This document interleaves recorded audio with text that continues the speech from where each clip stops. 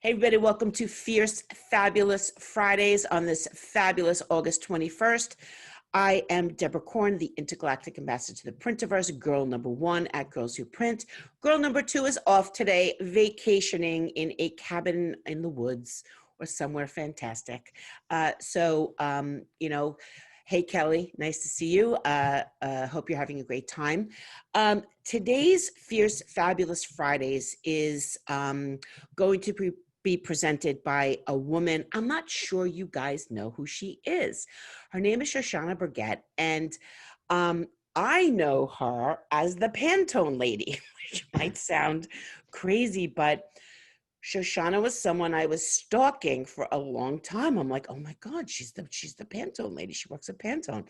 And she knows things and she knows people. But I didn't realize all the other amazing areas that Shoshana has been touching her whole career and now has manifested into Color Karma. So without further ado, I'd like to introduce you all to Shoshana Burgett, who will tell you a little bit about herself and then move into a really fascinating presentation about rebranding for brands and how you can be the vendor that they are looking for. Thank you, Shoshana. Thank you, guys. Happy Friday. Appreciate you attending on a Friday that it's sunny out. And as you heard, some people are out camping and doing things. So Fierce and Fabulous Fridays. We're going to talk about rebranding. I like this quote from Bernard Kevin Clive, who is from Nigeria and a big brand ambassador, about how companies rebrand. Sometimes you just have to start all over again differently. And you know, I come from decades of Lean Six Sigma and manufacturing, and it's all about continuous improvement and an evolution of ourselves. So it really resonated with me. A little bit about myself. I have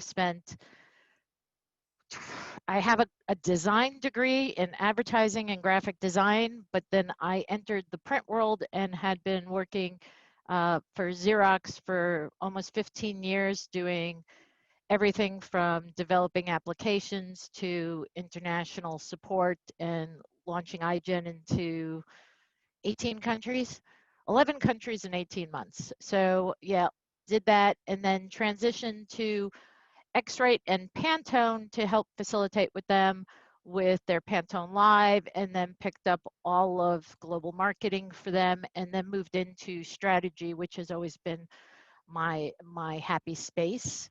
It's like giving me a Rubik's Cube and I tinker all the time. I have two kids. One is out of college, one is almost out of college, hopefully. So with some coaching, I left and exited. And I have my own consulting business, but I also have Color Karma. And Color Karma is a website and platform for both suppliers, manufacturers, and designers. And there's a lot of stuff out there about designing for web and designing for apps. There's not a lot about designing for physical products. And so that is a lot of what we do and talk about there. And it's all shifted through the lens of a designer. They speak a very, very different language. So Lois is on. I saw her. She's one of the contributors we have. We have several. So if you haven't seen it, please check it out. So let's kick this off. Let's do that for a second. So you got lots of photos here. And you don't have to necessarily share. But if you had to work with somebody and make a sales decision and work with somebody closely, think to yourself for a minute, who would be your first choice that resonates with who you are? And Deborah, I don't know if you wanted to do this in a poll or keep it to yourself, because I want to keep, I don't want to call anybody out, but just take a moment and go, okay, who would I do business here? There's a lot of different people here. You've got male, female, age, across the board. You got the beard, you got the ponytail, all different things, right? Yeah, if everybody in the chat could just pick the letter of the person that you might want to be doing business with.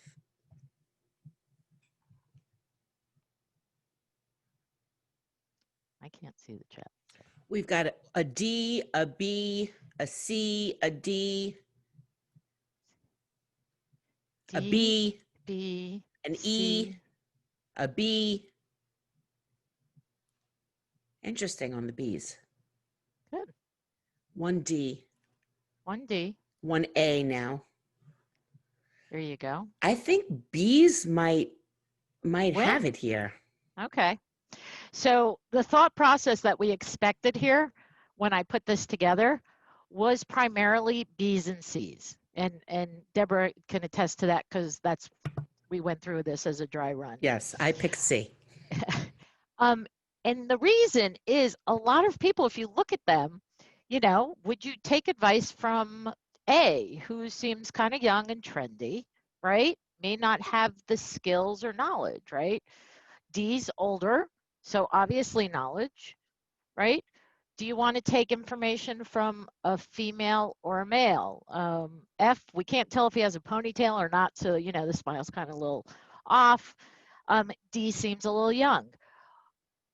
But C is usually where people land when you are somebody of, I will keep this, my age and my skin color.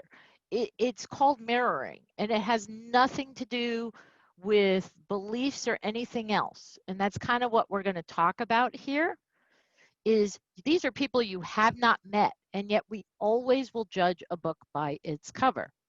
Okay. And you go, well, I can talk to them. I can convince people, right? There is tons and tons of science here that says data does not work. If you start a conversation with data, it's going to be argumentative, right? People are not rational when it comes to having rational, heated conversations. And I think we've all experienced that in one way or another, right? Reasoning and argument, having an argument was not about coming to a conclusion in caveman times. Arguments came from who was the loudest and could argue and win that argument. Had nothing to do with science, had nothing to do with data. And so as a result, the behavior of how we communicate and work with one another is kind of opposite to what you think, right? You go, oh, I can have a rational conversation. I can use my facts, my figures. Here's my proof point. But at the end of the day, that is only one piece of having that type of conversation. You always still need proof points and data and quotes and things like that. But there's this other piece of it, which has to understand how our brains think and work in groups of other people. And a part of it, I will mutilate the name of this, the amygdala. It's the size of a walnut, and you have your lizard brain, and then you have the amygdala, and then and if you saw Deb's image, the wizard brain, the prefrontal cortex, right? I love to tell people I have a 24-year-old, and everybody else is under 20. The prefrontal cortex and the back of your brain are actually not connected till somewhere between 24 years old, which is why kids will walk with a broken ankle and keep going, right? Those wires have not connected. They're working more on their lizard brain. And the imagery that I'm showing has to do with this. I love a book called 7 Triggers to Yes. It's one of my favorite books. It was part of some class I took when I was at Xerox. And they refer to the amygdala as a revolving door. And basically, as information, I mean, you think about all the information, right? How many images are put in front of you, how many words, blah, blah, blah. You have this revolving door in your brain, and the amygdala makes a very, very nanosecond decision of, does this have anything to do in my own database of history of Shoshana's world? And if no, then I will send it to the prefrontal cortex. So it's already churning around data from its own history before it even wants to have a rational conversation. And that's been shown in imagery and study after study. And so I really like that revolving door imagery. If you think about the senses, Your sense of smell is actually one of the first senses that trigger a memory, and it's because it's connected, no pathway, nose right to the miglia, right? Lizard brain, miglia, done. If I know that smell, it's done, right? So that's why your history goes like that. So let's bring it back to mirroring, right? Mirroring is a technique where one person adopts the physical or verbal behaviors of another person in the way to gain agreement in a sales cycle. And it is very subtle. And I was not one who learned this when I entered the corporate world early on. I dressed very differently and I spoke very differently. And I know those who worked with me will smile on that. But anybody who says, you know, you hear a customer talk and you go, okay, help me understand. This is what I heard. And you repeat that words back, right? You're triggering your customer's amygdala, right? I showed different people of different skin, ages, dress, right? The suit, right? All of those are different ways of mirroring somebody else.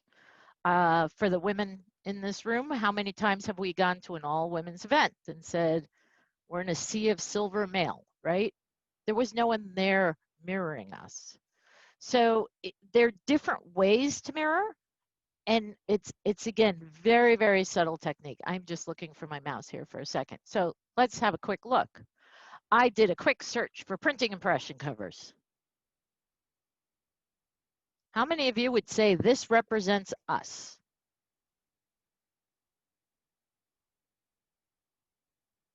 I mean, most of the people, I know there's some male on here, but most of this is white, over 45, 50, male, right?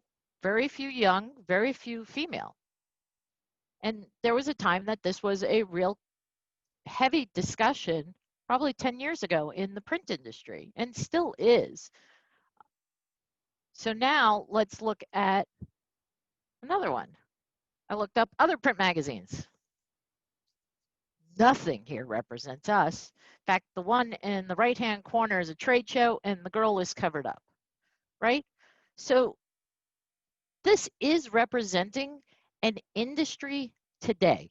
I'm not disputing that, but we keep talking about how do we bring in younger people? How do we bring innovation, right? If we keep showing images of what it is today and not what the potential is, you're going to draw on different types of readers, all right?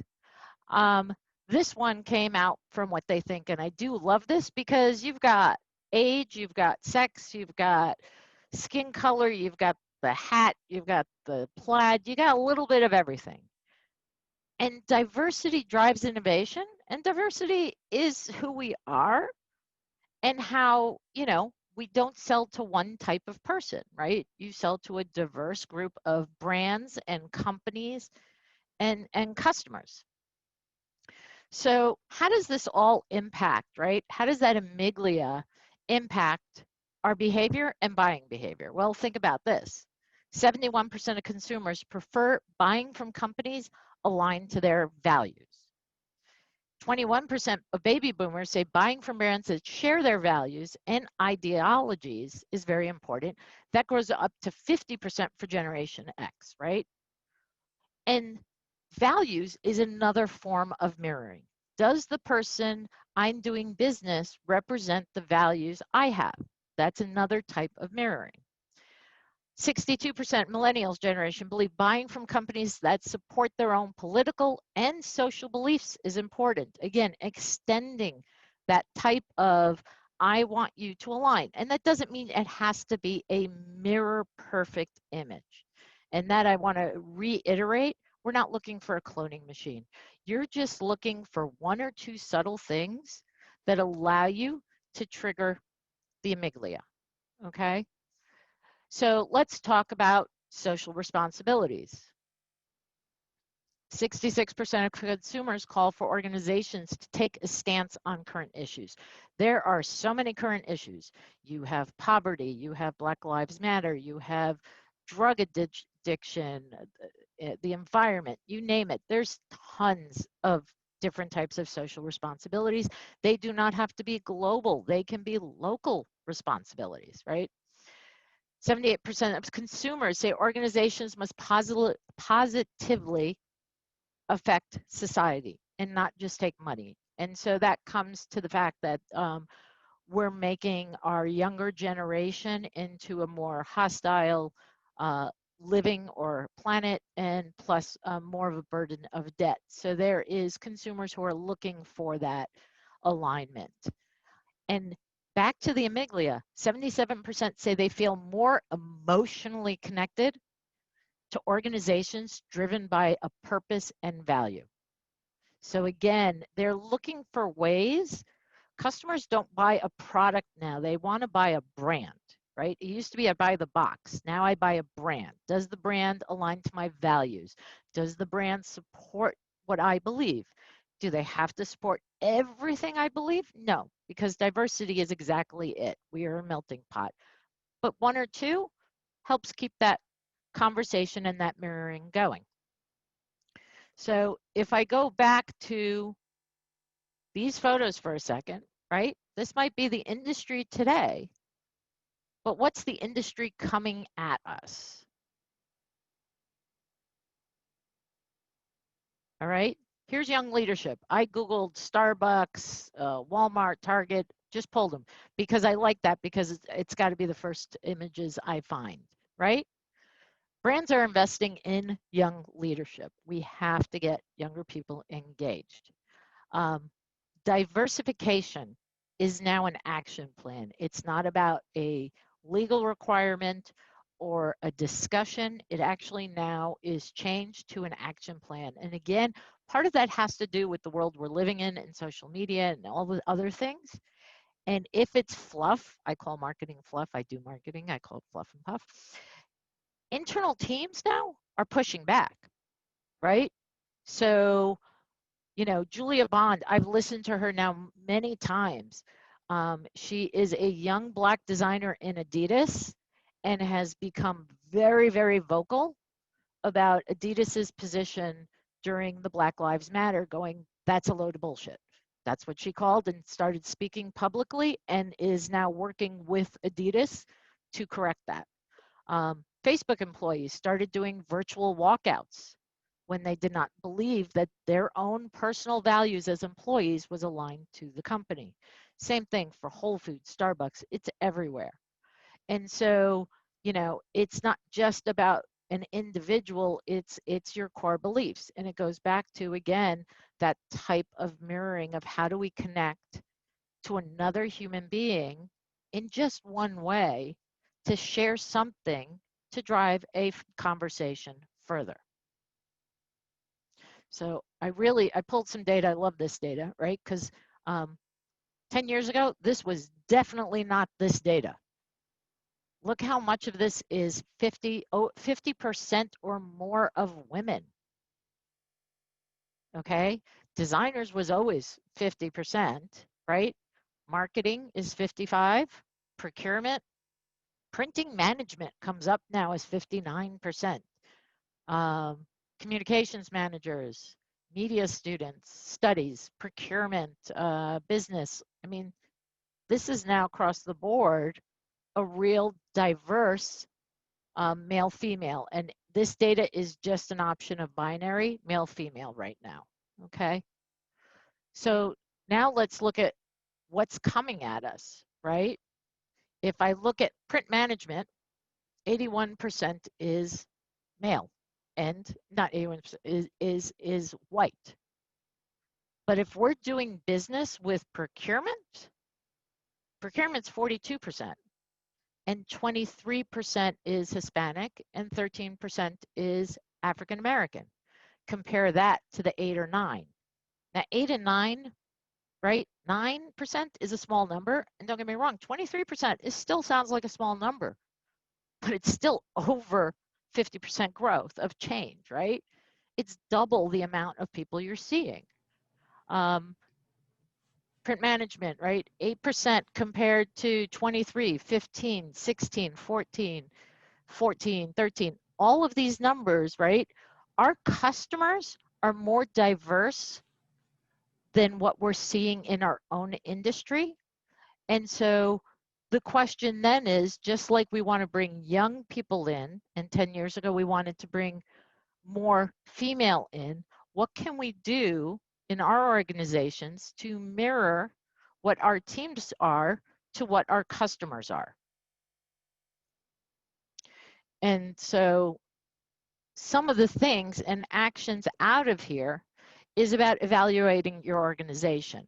And again, I always stress this is not about a cloning machine and I have to have a perfect alignment with you 100% of the time. That's not possible. We are not equal and clones of each other.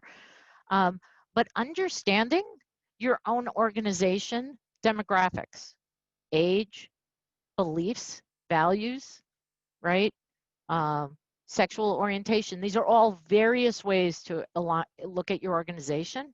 And then look at what your customers are, right? Look at where 80% of your revenue comes from. It might come from 20% of the customers, but look at them, right? What is the teams you're working with and interacting with? What are their age? What are their skin tones? What does their brand believe in? Does that align? Because if it does align, that's a nice piece to introduce yourself with customers, right? To say that. Does it mirror them? Are there other areas to mirror them? And if not, what has to change inside the organization to help mirror that in your sales team in particular? Because it's the sales team that's in front of the customer, and the goal is to drive more revenue and move sales faster, quicker. So understanding that. And I will give a very easy example is dress code, okay? 20 years ago, it was blue suits and ties, and women had to wear the black skirts, black pants. We basically dressed like that as well. It was that IBM look. I was never a fan of that, and that doesn't say I was right or wrong, but we've shifted where you go into some accounts and they're wearing t-shirts and shorts, and that's okay too. How does that look like when you come in as a suit, when your customer's wearing shorts and a t-shirt, right? Right there, the amygdala is going, wait, you're trying to push something on me. And I've heard that from people where the suit comes off as a push, where I've taken, in Pantone, I had to take Ron to a customer, and he showed up and I told him no suit, and he showed up more casual, but he still had a tie, and I said, you're not going in there with a tie, and he took it right off. And at the end he came out and he said, I am so happy you told me not to wear that tie. You know, he was going into a place that is a massive brand, but the team he was meeting with was not those that dress like that and expected to see a tie. And just that one piece of taking the tie out helps lower that level and barrier so that he can have a more valuable conversation, because he's moving that subtlety with the unconscious. So this is, again, I want to, you know, it's not about mirroring every single item. It's using the subtleties of words, dress code. It can be age, it can be values, it can be orientation, it can be race, it can be many things, but it is doing that work internally to say, what is my customers and how does that look like compared to our team and our business, and then understand what are the next steps that you can drive from that.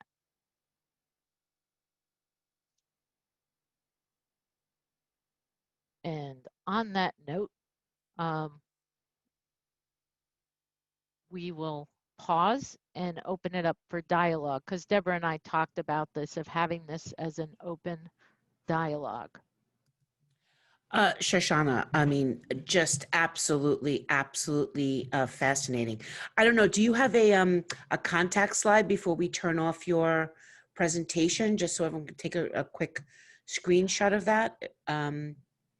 I have it, but it's all hyperlinks. Oh, it's not a problem. Just then let's everyone just make sure that you connect with Shoshana Burgett on LinkedIn, and I will certainly have her information on and the information of this replay. So, okay, if you don't mind, stop sharing your screen. That would be great.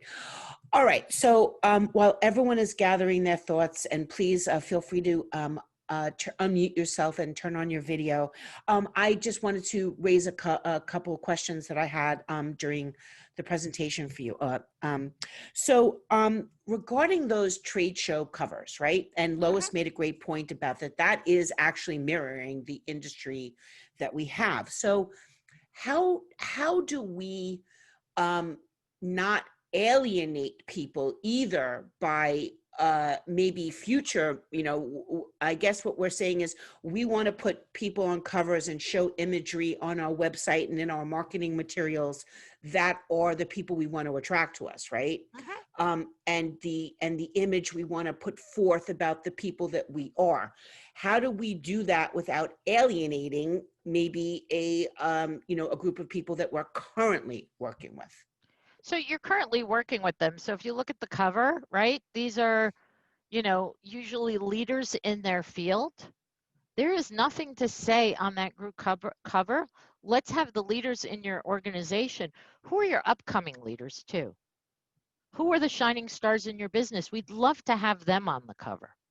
God, they would become so much more advocates then of, they might be in their 20s or 30s, but they're young, they're energetic, and again, you are validating that they are a future leader.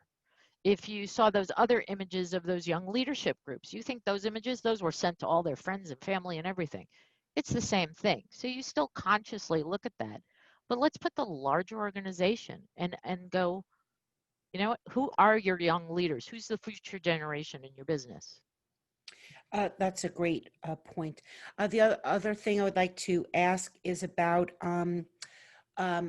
mirroring with what you've got. So, for example, can a Black person mirror a white person? Can a white person mirror a Black person? And in the meaningful ways, maybe. I will give you a wonderful example. And I'm not African American, so I just know what I know and observe is Michelle Obama. She had her hair very differently when she was in the White House, where it is much more natural to her ethnicity today, and it's absolutely gorgeous. But when she was in the White House, that was never something she ever did, because she knew, and she is a woman who's very, I don't know if you saw the necklaces and things, she is very much about that mirroring of how can I use my unconscious. Her necklace the other day said vote, and it was all over the papers because she's brilliant at that. So her hair is a good example of when she was in the White House and when she was out. Okay, and the last thing I'm going to say is to echo a comment you made about the suit and the tie. During Project Peacock, we were doing agency visits, and one of the gentlemen I was with was representing Canon Solutions America, which is a corporation, and he dresses a certain way representing his corporation. And he didn't have a tie, thank God, but he was wearing a suit and a collared shirt. And we walked into the agency in Austin, Texas, as a matter of fact, and everybody went to the conference room, and the person I made the arrangements with pulled me out of the conference room and said, what's with the guy with the suit? I was like, I'm sorry, I don't understand the question. She's like, the creatives are upset that somebody with a suit is in the office, and they're thinking now that this is a vendor meeting. So explain to me what the guy with the suit is here for. And I just had to say that he's representing his company, but we're not trying to sell you anything. We're not going to push anything on you. But I literally had to explain that to them. Yep. Only because he was wearing a suit and Just no because other of the reason. suit. Exactly. Yep. There's somebody here who posted about a barbecue. So they came in, and I guess they came in more dressed differently than the customer. And come in like you are, they said, come in like you are coming for a barbecue. So she said next time she showed up, she brought the barbecue lunch. Right. Which is nice. That was a brilliant talk. Yeah. Brilliant. Yeah. So, it's funny. So they're down in Mobile, Alabama, and they're just fantastic. And they're like, so I was just so excited. And, of course I came in, and I wasn't like overdressed, like in a real business suit or anything, but I came in and heels, closed-toed shoes, whatever, and a dress. And they're like, Oh, honey, next time Come you with come like you're flip-flops. coming to a barbecue. And I was like, fantastic. And, you know, our relationship has just grown immensely. But it was funny that they said that. And even when I was walking through the plant the second time, and I looked like everybody was like, yeah, you know, it was just so funny. It was just that simple thing. And That simple thing removes that barrier and makes you more approachable for the customer to share and build that relationship. Yeah. Thank you very much for sharing that.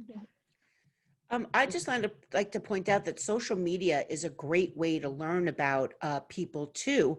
If you maybe don't have something specific that you can mirror on, or that you can always like find out if they, you know, they have a dog and not a cat, you know, and start conversations about, you know, dogs or things like that. I used to get art directors to do what I needed them to do by taking some interest in something personal in their life and asking them questions about that first.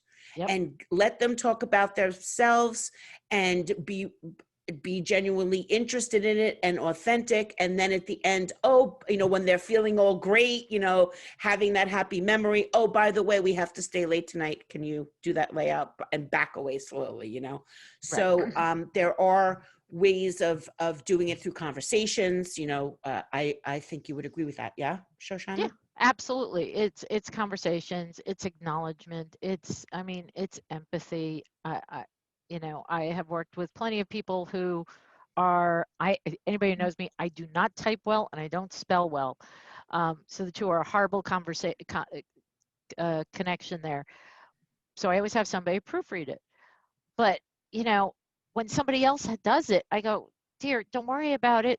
You know, we all do it. Life moves on. Let's fix it and go. And they're like, oh my God, thank you. Right? It's like they don't want to be judged. And it's like, no, we all make the mistakes. And it's that silly little thing of acknowledging that you've done it too. On Color Karma, we try and have people anonymously submit design failures, because we all make mistakes, and in the social media world, everyone wants to put perfection there and everyone's happy, and it's a load of BS.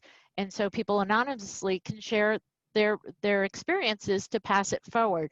And the thought process was that somebody who has made that same horrible mistake, who is home, upset, crying or venting or screaming or whatever, they have a place to go, oh my God, I'm not the only one who did this silly thing. And you know, it's again another way to mirror, but in that way it's done anonymously in a safe space. Any other comments, questions, Sherry shares? Anything? I would tell you to go to colorkarma.com and sign up. That's easy. Okay. Sherry shares, go ahead. All right. So I thought it was really interesting that you kind of led with, if you start with data, it's argumentative, which is interesting because I don't know about all y'all, but so many things that we're hearing in other webinars is data-driven decision, data-driven decision, data-driven decision. It's like the number one trend that we talk about, right? So I think, you know, hearing that, which is something I struggle with because I'm not a data person. Like I'm definitely like, I'm a person. I'm a people person. That's my thing. But I understand that right now a lot of businesses don't care how friendly you are or how fun you are. They care about the revenue, their dollars, and how am I getting my ROI? Like and I get that. I get that we are in a very different environment right now. So I guess my question, Shoshana, is knowing that we kind of have these two different things that we need to do, what are your thoughts on how do you lead with data in a way that still makes people not feel like, hey, I'm throwing data in your face that makes you feel like you have to be defensive about it?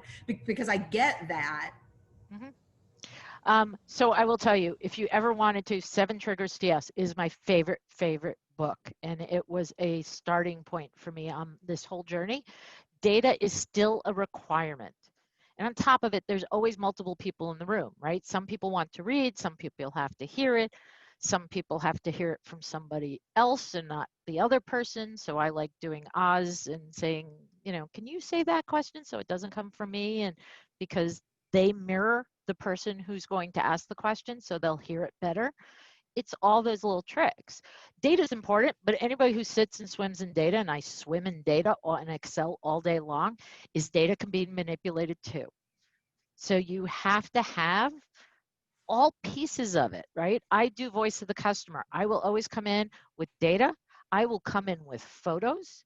I will come in with quotes. I have to tell you, in Danaher, the minute I structured my strategy slides like this, they had rolled some of that out to other Danaher opcos because they had a visual and a quote. They could hear the words all of a sudden. They had the data to say there are 500 people like this, right? It was, I always go, there's no black or white, no yes or no. It's multiple hydraulics, and putting a face to the name with a voice with the data is kind of the way to wrap it around. I'm Sherry, one of those people walking around going data for decisions, data for decisions, data for decisions. And I agree that no one's getting any marketing money out of anybody unless they can prove there's going to be some return. But to Shoshana's most excellent point, who is sharing that data and what is the data that you're sharing? You can actually find a data point for your argument that might mirror something that your customer cares about more than another, and lead with that one, or get the ones that you want out of the way and then wrap it up with the one that they might most care about, and then that's the one that you are leaving them with thinking. And well, she really gets me because this is the data, now I can take this one. This is the one I'm going to champion because this is the one you're mirroring my beliefs. But now I've got these other data points that you've provided for me to support my argument with whoever else I might, present it to. So I think that was a really important point that you brought up. And, hopefully that gives a little insight too on how to, manipulate it to your way. Go ahead, Shoshana. I have two things to add to that. One is I worked with Elizabeth Gooding and we did a persona template. And on it, we kind of say, what does your customers look like? What are the quotes? What are this? And so it kind of builds that whole piece of picture for it. And that's a PDF that is on her website, but I can email it to this audience. The other is some of you have the green screens and some of you don't. And this is a great way to mirror, right? If your customers have green screens, sure as heck, you better have a green screen as well. But if your customers are showing their rooms, then it looks like you're hiding something. Why do you have a green screen? So everything back here is movable. I will take things off and on. I will actually write things on here. My daughter says monkeys taste like fried chicken. She said that when she was 5. It still stays up there to see if anybody's reading it. But I'll take things and move it around depending on the customer I'm going to be in front of. If you think your customer's showing you their happy living room and everything else, and the kids are walking back and we have a green screen, what are we hiding? It's the same thing of the suit. You just put on a suit. Right. It's the digital suit. There you go. Green screens are the digital suit. As far as that, so I guess you're just saying, look at the person you're going to close on website, look at their social media, see what people are wearing in the photos, see who, what kind of information you can find out about what people are sharing. I can tell you that I do that often when I'm looking at somebody, just because somebody tried to connect with me on LinkedIn and they have this great title and I get all excited sometimes, but then I scroll down a little to the activity section to see what they're posting, what they're sharing on, and what they're commenting on. And sometimes that does not match the description of this amazing person. I feel, that they're, their resume version of themselves and the manifestation of them, of their selves.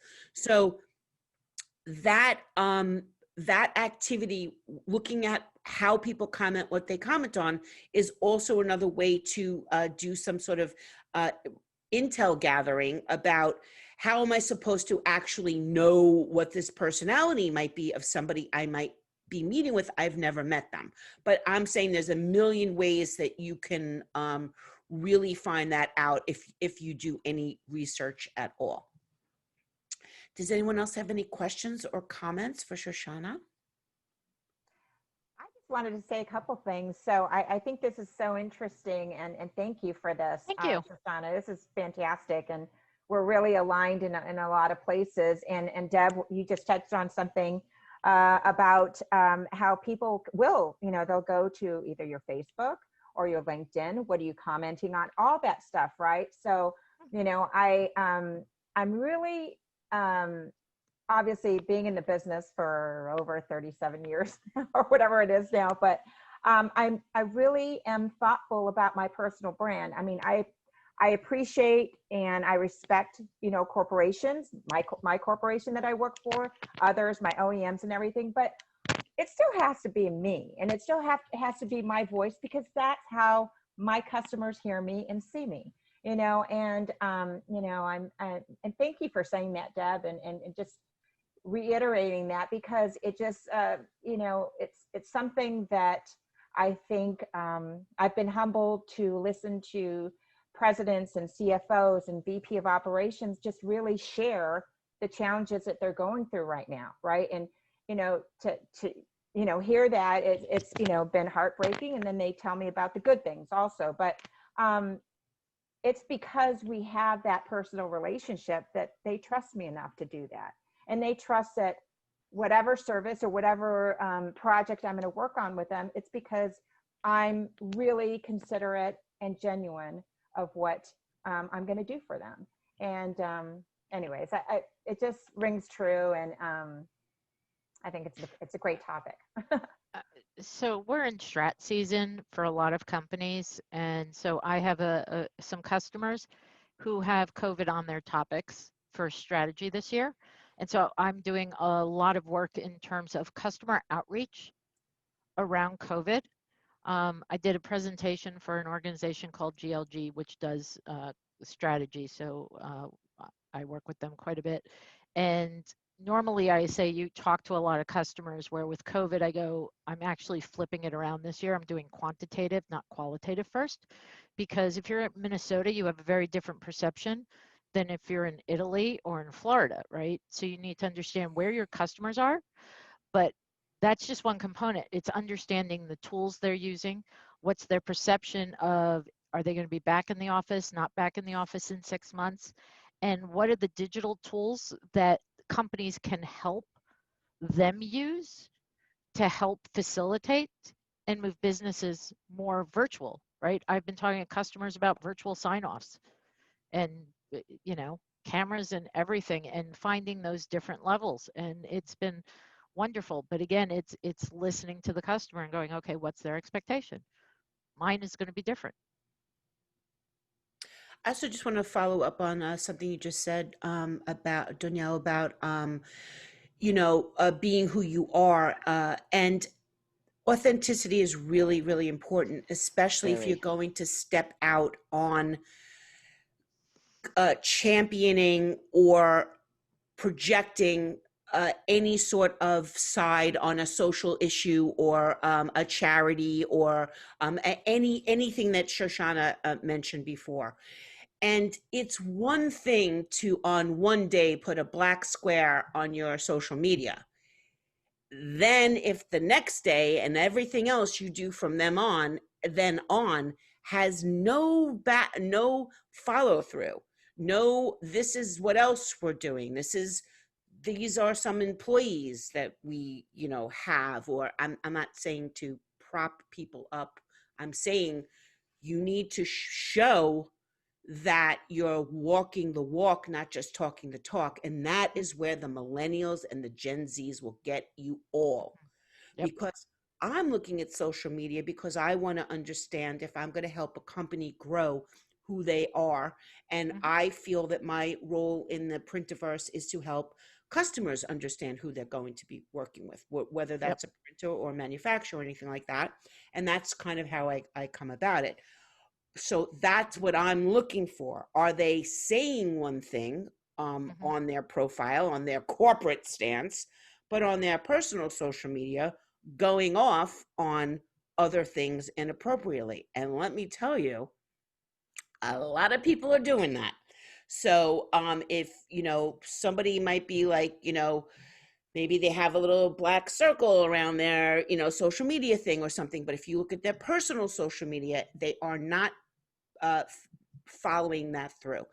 Now, Shoshana, that is actually an interesting conundrum, right?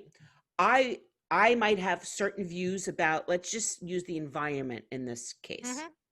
I have a certain view about the environment that it's all a hoax. It's all a hoax. Everything is fine. Mm-hmm.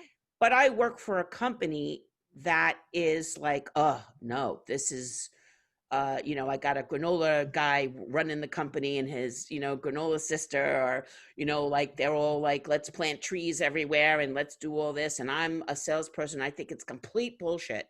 But now I've got to go out there and kind of walk that walk, right? Mm-hmm. How do you get over the authenticity factor on something like that? So are you working for the company, or the customers are going to that type of company, right? If you're working in the company, you already have a problem because your personal values don't line up.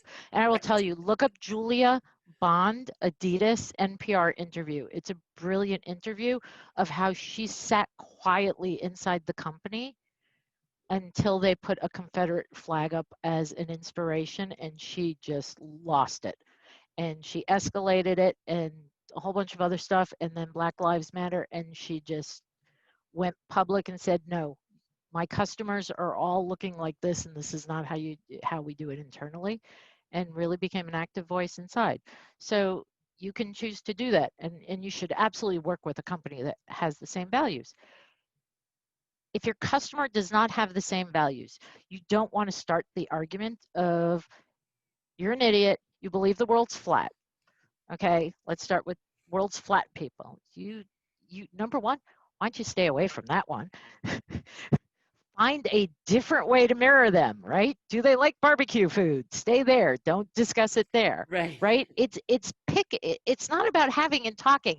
It's finding the one thing to connect to, right? Okay, that makes sense, yeah. I think most of us hopefully don't believe the world is flat. So if somebody says the world's flat, you go, wow, that's fascinating. How'd you come about that determination?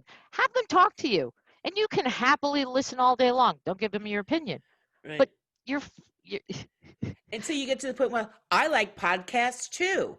Exactly. And then you steer it. Right. And so what's happened is you can repeat back and going, wow, you learned the world is flat from your summer camp that you went to from your great-great-grandmother who also believed the world is flat. Okay, they just heard you repeat that. That's it. That's all the mirroring you need to do. And hey, let me show you a podcast I got, right? Right. You can do it that way very easily, right? Any other comments, questions, other than Sherry's office believes that the world is flat? Sherry's office believes it's the flat. Not all of us. Not all of us. We got like a smattering of people who really maybe think that the earth is flat. I met somebody the other day who didn't believe that dinosaurs exist. Or perhaps I have many people who believe that. And yeah. We all have our beliefs. If you actually have the conversation and say, help me understand how you drew to that conclusion, it actually becomes a very good listening. You may not still believe it, but it's at least then an understanding and a way to understand, which is a good way to start. She's cracking up. I don't know what's making Sherry laugh so hard. So my headphones are not working, so you all are like on blast in my office. Oh, nice. Everyone has to listen to what I'm listening to because I'm the VP and then I have choice. But so one of our designers walks by and he is constantly in, battle over this discussion, and he's just making all these faces, and he's like, there's nothing to relate to that guy. There's nothing to relate to that guy. But just starting and go, how'd you get there? How did you start that conversation? How did you determine there's no dinosaurs? I don't know. Is there even I even have the conversation? Hold on. Jessica wants to, Jessica, you have a comment, question, something? Yeah, I just wanted to say hi, Shoshana, fellow Zeroid here for, I think it was probably 10 years or so. So in my much younger years, so I can and I only covered printers, by the way.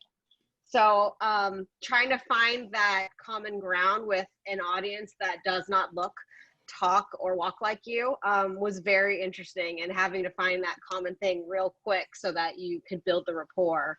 And then training other really young reps to do it too. And I've told people, you take that tie off. I'm not letting you into my account with that tie on. And I It's will true. share, I will share a personal thing is we all grow and evolve over time. I come from a very orthodox religious family. Do you guys hear me? Orthodox religious family. That's the Yeah, last thing so I I heard. come from an Orthodox religious family that I exited that community. So as a result, I was very adamant to say, this is how I want to dress. And I had to kind of learn to balance that, right? So I can show you photos of, I go there and they go, where the hell are you in that photo? And I go, that's me. And they go, what? So, they can't identify with what's going on, right? But when I'm Yeah. here, I'll dress a certain way, and it's the same thing. It's just finding those little bits and bobs to do that, and again, being respectful. If I go into a customer, there are plenty of printers who are orthodox. I know the rules. I know not to shake their hands. I know I have to dress a certain way. That doesn't mean that's how I dress after. But again, I have to mirror that.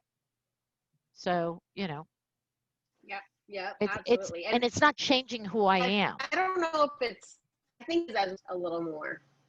It's what? I think as women too, we had to adjust a little bit more, or at least I felt like I had to. So like certain days I knew which people I could go visit looking one direction, and you had to kind of modify who you were going to see the next few days. Yep, exactly. Yeah. Still just insanity to me, but it is. So what there's no dinosaurs in the world's flat. We're all good. It's good. Have Okay, you well, heard birds aren't real too, by the way? Did you just say birds are not real? Yes. The same weird people that do the Earth's not flat thing, my teenagers have told me that birds are not real. It's a government hoax, and they're not real. They're watching us. What the hell I'm are not birds? saying I believe it. birds, like birds. They're like actually physical spies. birds that I can They're pick up actually and spy touch. satellites. Yes. Okay. There's one more thing to let our brains blow up on, right? Yeah, Yes, it is. Yeah. But let's leave on a positive note. Let's leave on a more positive note. Somebody call the people to come get us. Okay, so Shoshana, Burgett, Yes. everybody needs to connect with Shoshana on LinkedIn.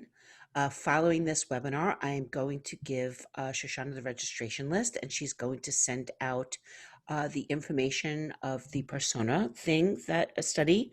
And thank you so much for that. And I believe some version of these slides or of a presentation.